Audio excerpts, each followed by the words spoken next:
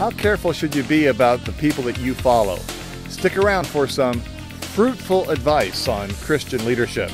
This is Bible Study 161, Known by Their Fruit.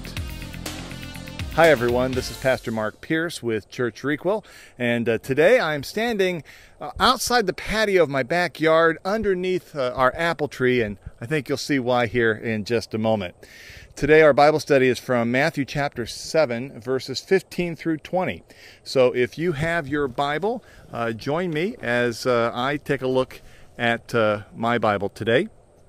Matthew chapter 7, verse 15, I'm reading out of the English Standard Version. Beware of false prophets who come to you in sheep's clothing, but inwardly are ravenous wolves. You will recognize them by their fruits. Are grapes gathered from thorn bushes or figs from thistles? So every healthy tree bears good fruit, but the diseased tree bears bad fruit. A healthy tree cannot bear bad fruit, nor can a diseased tree bear good fruit. Every tree that does not bear good fruit is cut down and thrown into the fire. Thus you will recognize them by their fruits. I'm just going to put my Bible down here for a moment. You know, in today's fast-paced world of high-speed superhighways and high-speed broadband combined with GPS and Google Maps, it's worthwhile to ask just the basic question. You know, what if the tech that you're following or trusting is wrong? You know, if the person that you're following or the tech you're following or whatever doesn't know where it's going and it's wrong, well, you know, it's going to lead you in the wrong direction too. And nowhere is this more important than when it comes to the Christian walk. You know, Jesus here is just finishing up his Sermon on the Mount, and he just got done telling us that the broad way leads to destruction. The superhighway, the way everybody else is going, leads to destruction, but it's the narrow way, the difficult path that leads to life. Well, if you're along that path with someone else, especially another Christian leader, you better make sure that the person that you're following is also following Christ.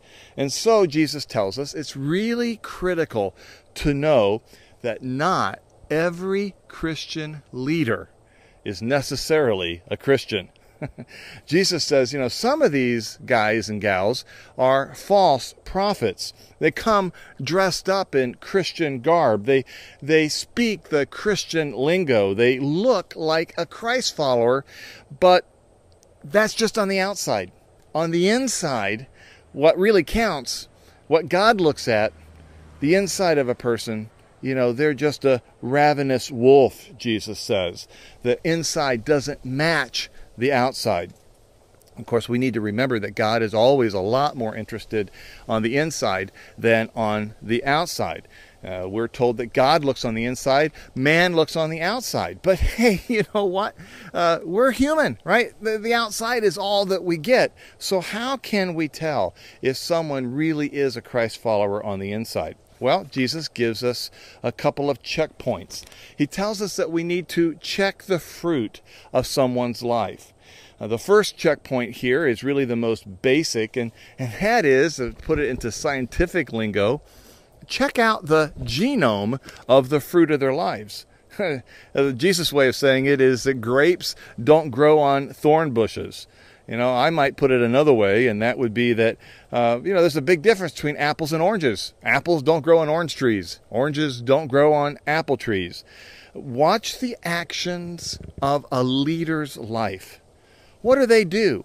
How do they live? Does their walk match their talk?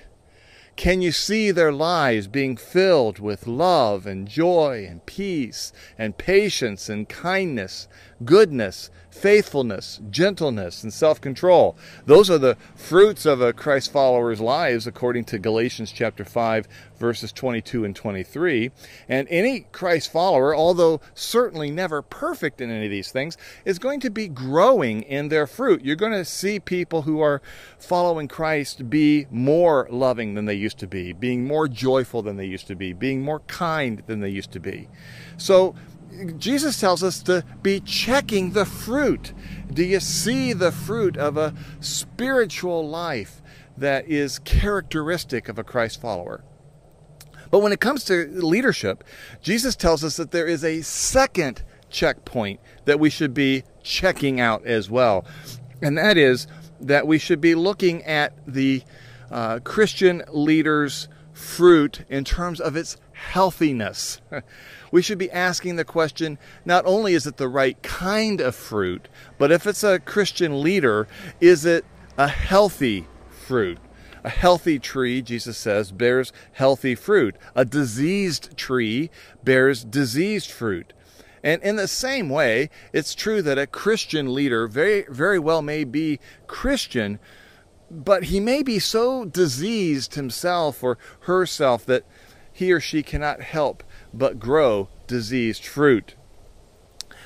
I'm standing here underneath an apple tree in my backyard. Now, the reason I've come out here is because I don't know why. Usually this time of the year, this apple tree is just overwhelmed with fruit, and the fruit of the apples are just hanging really low. In fact, normally you can't even walk through here on the sidewalk because the fruit is so low. You have to kind of duck down. But for some reason, and I don't know why, this tree is diseased this year. And the little bit of fruit that is here is just not all that good. Here is an apple. Let me show it to you. One of the few apples that we've got. And I'm guessing that's just not something that you want to put your mouth around, right? I know it's not something I'm all that interested in. This is a diseased tree. And while it's bearing apples, as an apple tree should, because the tree is diseased, the health of the apples aren't so good either, and they're not worth eating.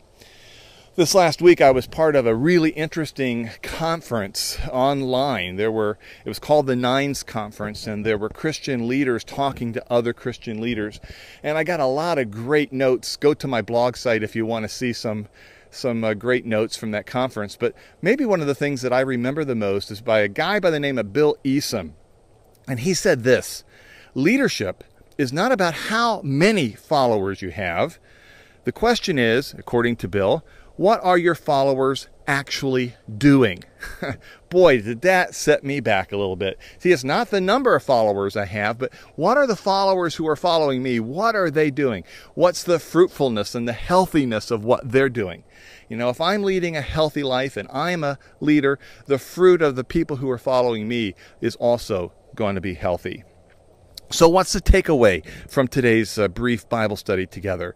Well, I think there's a takeaway for both leaders and followers. And let's face it, even those of us who are leaders are following other people, right? One of the things that I think that's really critical about this is that fruit inspection comes with the territory. Let me say that again. Fruit inspection comes with the territory of a leader. You know, if you're following a leader who says in some way or another that it's just no fair peeking behind the facade of his life or her life, then I think you really got to follow another leader. You got to find another leader. You have the right to look at both the type of fruit and the health of the fruit of the leader that you're following. Now, what does this tell us, by the way, about the TV and internet leaders that so many of us are tempted to follow? You know, you got to have a little bit of intimacy in order to be able to do this. If you're really following a follower and you don't know what the fruit looks like, well, you maybe need to be following someone else. Hey, ultimately, of course, we're all following Christ, but we're in this journey together. And it's natural that we should be looking for people who we can follow to help us on our narrow path. Hey, thanks a lot for joining me today. Hope you have a great Monday, and I look forward to talking to you again real soon.